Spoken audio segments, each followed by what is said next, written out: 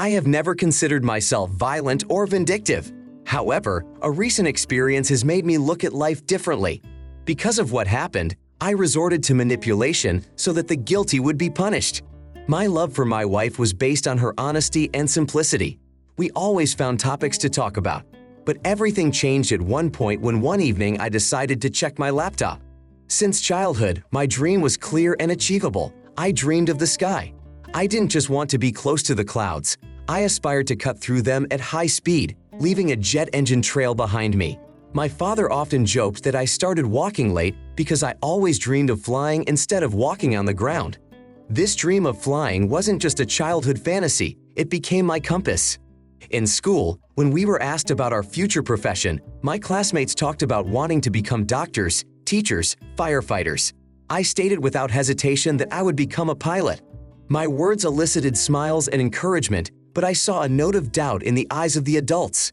"It's hard, it's dangerous, you'll have to teach a lot," were phrases I heard over and over again. They didn't scare me. On the contrary, they only strengthened my determination. I spent my summer vacation working at the airfield, which turned from the place of my childhood dreams into the reality of my teenage life.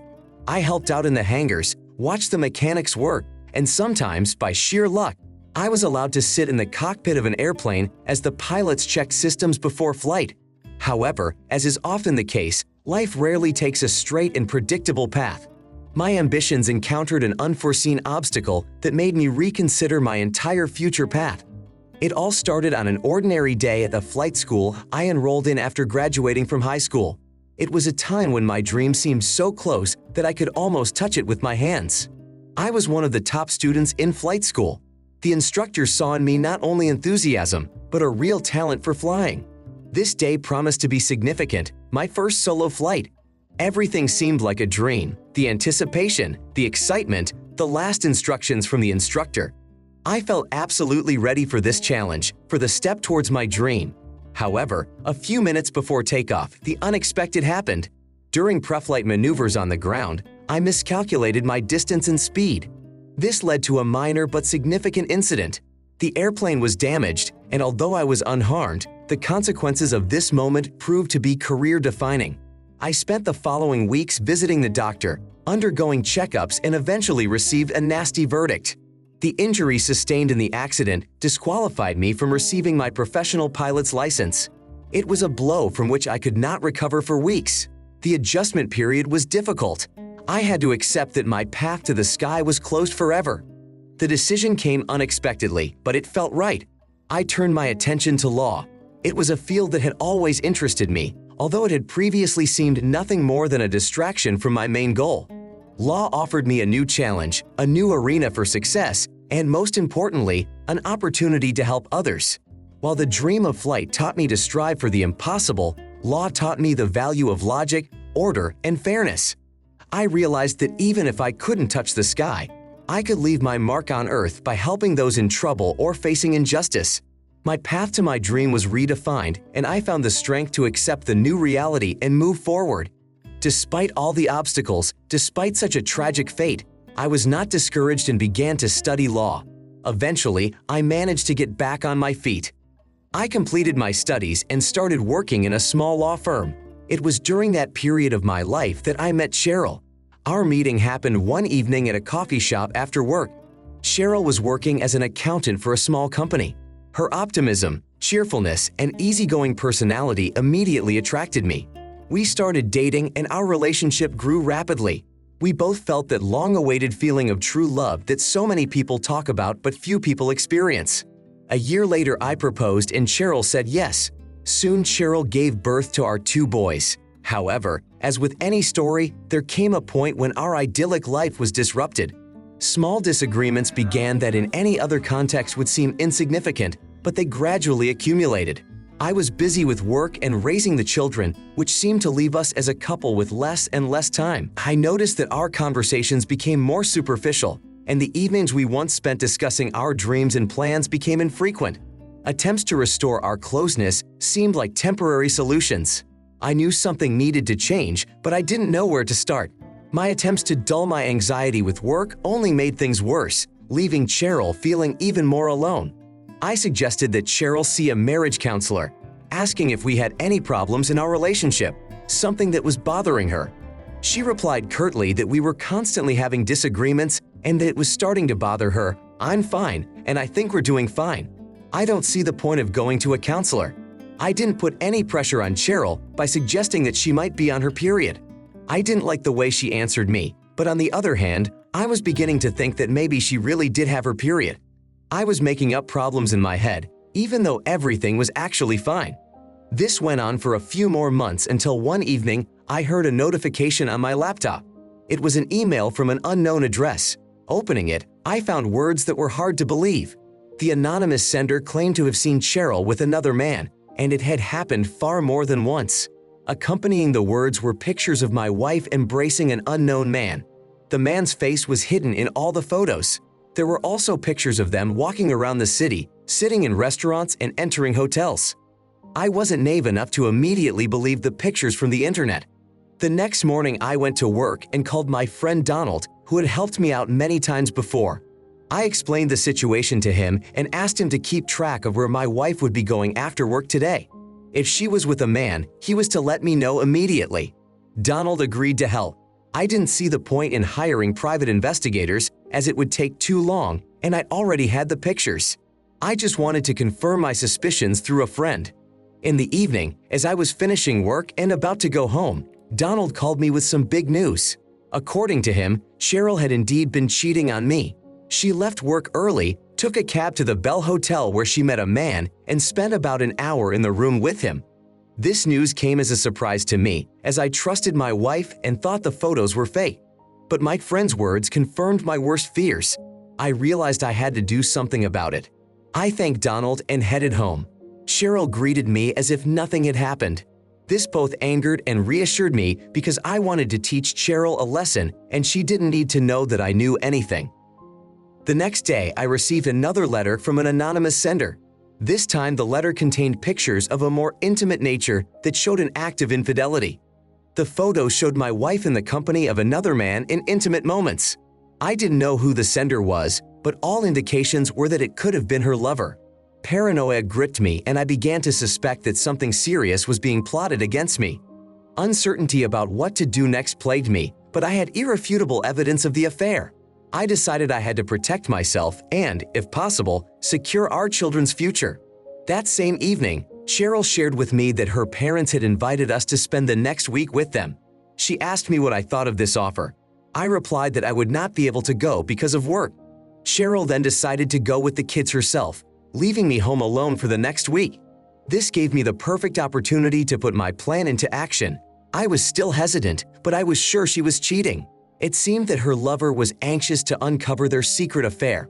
I could not understand his motives, but that no longer concerned me. Deciding to act, I quit my job to free up time to deal with all the issues that had arisen. While Cheryl was getting ready to go to her parents' house, thinking I was busy at work, I was busy preparing my plan. I found a woman named Tammy who looked a lot like my wife except for her hair, which was quickly fixed by a stylist I knew. Tammy worked with me at the same company and knew me well, so she agreed to help me. Within 3 days, we were able to forge my wife's driver's license and passport for Tammy. When Cheryl left for another city, we went into action.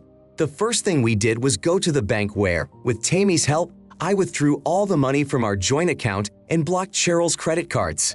The next day, Cheryl called me. She asked to find out from the bank what had happened to her cards. I assured her that I would look into it, even though I was already busy with other things. The house, which officially belonged to both of us, after legal maneuvering with Tammy's help, was transferred to me. The process took 3 days, which resulted in Cheryl losing all rights to it. I considered selling the house, but decided to postpone it. I wanted Cheryl to come back, keep the kids, and only then would I kick her out. While in the house, I looked through Cheryl's things. The frustration and anger over her betrayal intensified, and I began to destroy the things I had given her during our marriage. I realized that no items could make up for the lost years or shattered dreams, but destroying them was a symbolic act for me. It helped me deal with my inner pain. It was my way of saying goodbye to the past and starting a new life. With each torn letter, with each discarded photo, I felt the shackles of resentment and betrayal fall away, giving me a chance for a new beginning. I started by tearing her clothes and ended up destroying her gadgets, laptops, headphones, and everything else. I didn't want her to use anything left in the house after our divorce. Thanks to Tammy's help, I emptied all of our joint and her personal bank accounts. I transferred half of the funds into cryptocurrency and placed the rest in my personal accounts. In a burst of emotion, I made a major purchase. The Dodge Challenger I had dreamed of since my youth was now parked outside my house. It wasn't just the purchase of a car, it was the purchase of freedom, the ability to move forward, explore new horizons, and discover new paths with every ride in that car. My confidence was slowly returning, opening me up to a new world full of change. Although Cheryl and I had the means to buy such a car, she always claimed it was a waste of money. To her, a car was not a luxury, but a means of transportation. During that tumultuous week, I remembered all the times Cheryl had held back my desires to buy something for myself. She always talked me into saying no, yet when she needed something, it was deemed important. That's why I decided to destroy all of her things. My knowledge of the law proved to be extremely helpful. I was able to defend myself and commit many machinations that could have cost me my freedom, but the only thing I wished for was to not be cheated. The passion for justice was stronger than anything else, and so I didn't worry about the legality of my actions. When everything was ready, all I did was wait for Cheryl to return. When Cheryl returned home after a week's absence, she was in for a shock. Police cars were parked outside the house. As she approached the house, unaware that it was no longer hers, she anxiously asked, "Oh my God, James, what happened?" I replied that we had been robbed this morning while I was at work. I fabricated the robbery to explain why half of Cheryl's belongings were missing and why the other half had been destroyed. After the police left, Cheryl walked into the house and couldn't believe her eyes. She also noticed my new car and started yelling at me, "James, have you lost your mind?" She threw accusations at me, but she had no idea what was coming next. I put my hand over her mouth and asked her to listen to me. "Here's the thing, my dear," I began and pulled out copies of the pictures of her cheating on me.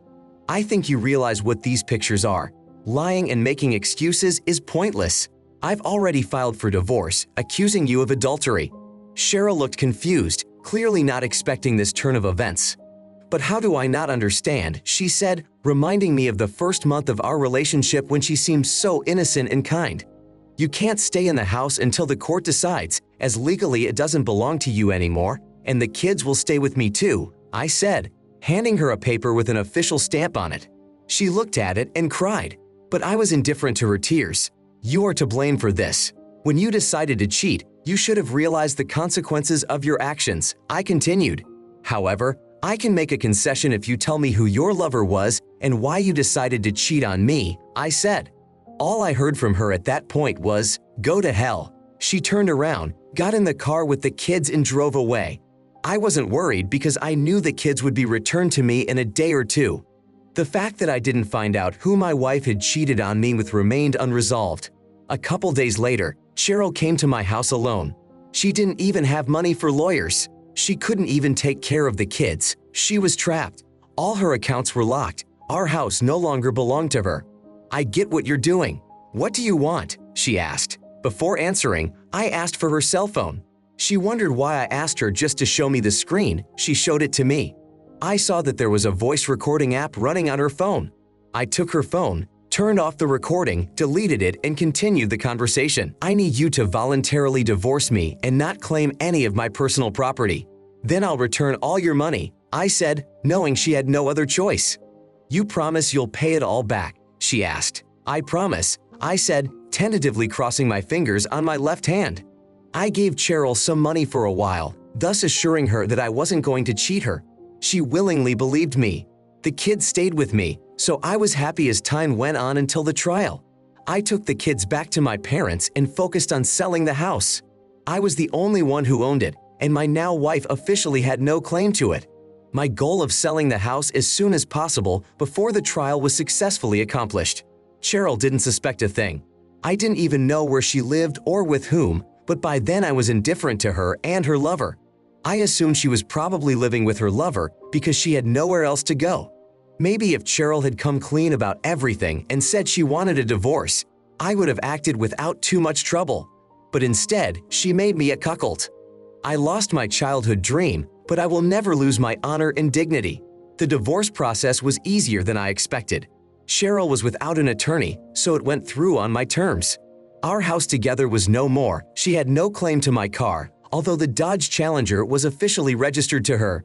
Cheryl didn't even try to fight for the children, which made me wonder what good mother wouldn't fight for her children.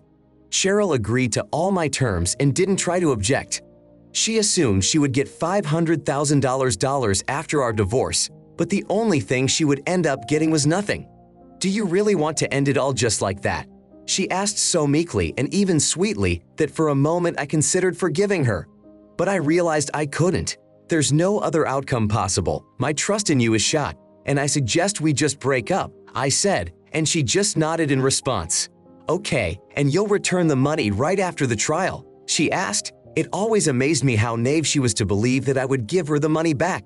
Since she paid too little for what she did, finalizing the divorce left me with a sense of fatigue rather than relief.